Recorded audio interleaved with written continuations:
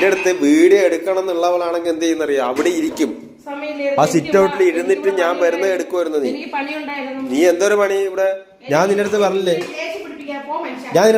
കാരക്ക മണ്ഡപത്തെ എത്തിയെന്ന് ഞാൻ പറഞ്ഞേ.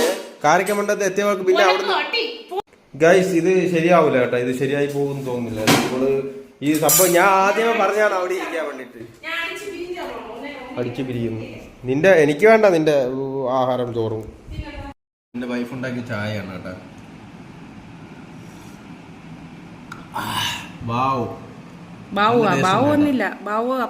നല്ല ടേസ്റ്റ് ഉണ്ട്. അതുപോലെ തന്നെ സ്പെഷ്യലി സർപ്രൈസ് ആയിട്ടാണ് കേട്ടോ കൊഞ്ച് ഫ്രൈ ഉണ്ടാക്കി വെച്ചത്. വാവ്, സൂപ്പർ.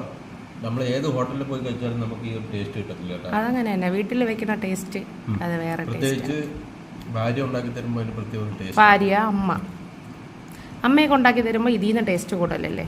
നമുക്ക് ഇപ്പം നമ്മുടെ അടുത്ത ആരാണോ ഉള്ളത് അവരെ നമുക്ക് പോയിട്ട് പറയാൻ പറ്റുള്ളൂ. കാര്യം നല്ലൊരു ദാമ്പത്യ ജീവിതത്തിന്റെ അടിസ്ഥാന ഘടകം. അപ്പൊ നമ്മള് കൊഞ്ചിന്റെ തല വെച്ചുള്ള കൊഞ്ചിന്റെ തലയാണ് കേട്ടോ.